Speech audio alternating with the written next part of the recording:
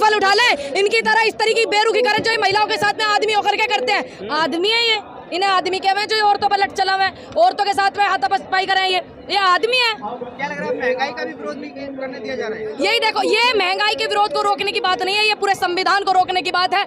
लोकतंत्र खतरे में है।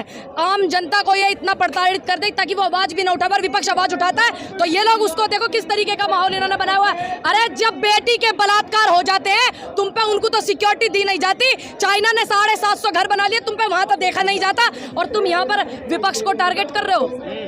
महंगाई विपक्ष के लिए कि जनता के लिए? जनता के लिए है। इस माइक को हुक्का को ले जाकर के देखिए, सुनिए मेरी बात, सुनिए। क्यों नहीं कूदेगा विपक्ष? विपक्ष का काम क्या है? क्या काम है विपक्ष का? विपक्ष का क्या काम है? विपक्ष का काम है कि जनता की आवाज उठावे, महंगाई के खिलाफ बोले, बेरोजगारी के खिलाफ बोले, अग्निपथ के विरोध में प्रदर्शन करें। और फिर अगर कांग्रेस आवाज उठाती है तो आप बोलते हो कि जनता को रोड पे होना चाहिए। पहल कोई ना कोई तो करता ही है। जनता नहीं दिख रही आपको? ये सभी जनता से पाकिस्तान सुना है। दिमाग को ठीक रखो, भारत के वासी हैं, समझ में आई?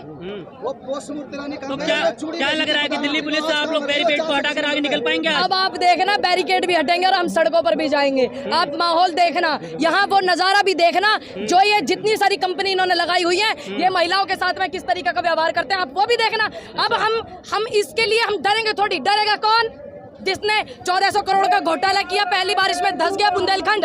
डरेगा कौन? जिसने 2 करोड़ 4 करोड़ की जमीन 18 मिनट पीछे 18 करोड़ की करी। डरेगा कौन? जिसके इतने बड़े बड़े वेयर हाउस हैं। हम क्यों डरेंगे? लेकिन ईडी तो राहुल गांधी और प्रियंका गांधी और सोनिया गांधी को उनको बुला रही है। आप धन्यवाद कीजिए इस बात पे सरकार का कि वो उनको अच्छे से पता है कि हम जनता की आवाज उठाते हैं, हमारे नेता जनता की आवाज उठाते हैं। जब आपको ईडी आईबी ये सब परेशान करने लग जाए, पुलिस प्रशासन और पूरे कंपनी जितनी लगे परेशान करने लग जाए, तो मान लीजिए कि आप ईमानदार हैं और आप जनता के हित में लड़ रहे हैं। जिसे आप महंगाई बता रही हो लोग, और कहा बताऊं,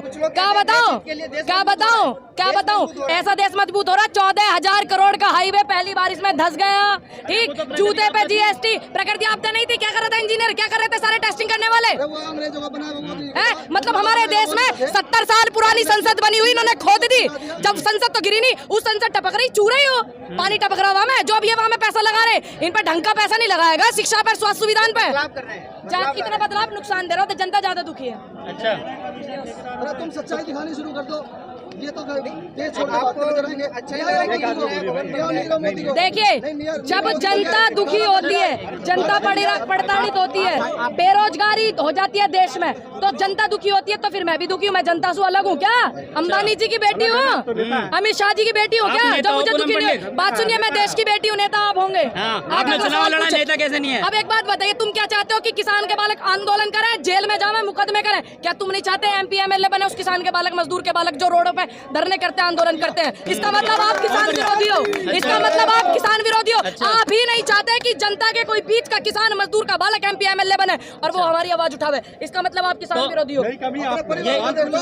तो विरोधी बता दो। क्यों आपको अच्छा नहीं लगा किसान का बालक एमपी एमएलए बनेगा? हाँ या ना में जवाब दीजिए मिथिला वाले, आप हाँ ना में जवाब दीजिए। क्या आपको अच्छा नहीं लगेगा किसान का बालक एक गरीब मजदूर का बालक एमपी एमएलए बनेगा, चुनाव लड़के लगेगा? अच्छा कि नहीं? क्या आप इस चीज के खिलाफ है? तो फिर खत्म बात।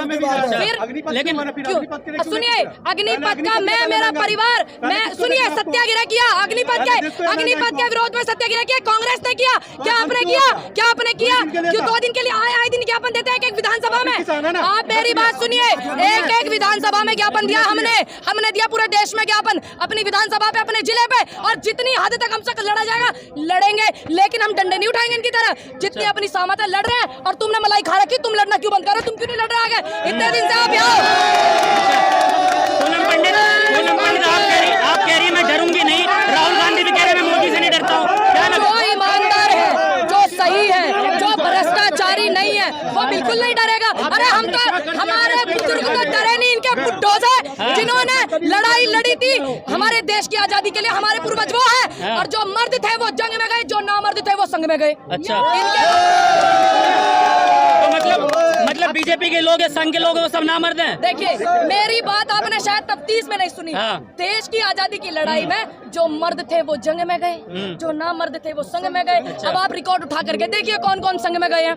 मेरे बाबा जी नहीं गए, मेरे बाबा जी स्वर्गीय शेरा पंडित जी ने देश की आजादी के लिए लड़ाई लड़ी। अब आप ये बताइए, क्या सावरकर जी ने लड़ाई लड़ी देश के लिए? माफीनामे नहीं लिखे मेरे बाबा जी ने, नेहरू जी ने माफीनामे नहीं लिखे, इंदिरा जी ने माफीनामे नहीं लिखे। ऐसे बोल रहे जैसे सावरकर जेल काटी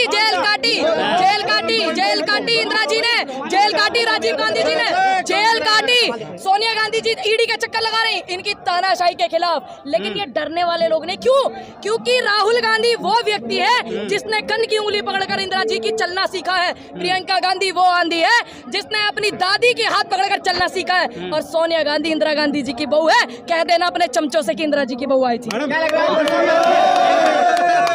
रहा है इससे बचाव आएगा आपके उससे जनता जागेगी? देखिए, जब देश में जब अंग्रेजों का शासन था, जब देश में अंग्रेजों का शासन था, ये लगे हुए थे दलाली करने में, ये लोग लगे हुए थे मशक्कतबाजी करने में। जब हमारी पार्टी के बुजुर्ग बड़े नेता, हमारी पार्टी का स्वाभिमान और सम्मान कांग्रेस परिवार का, वो लड़ रहे थे और जेल काट रहे थे देश की आजादी के लिए, और ये क्या कर रहे थे आपको अच्छे से पता है।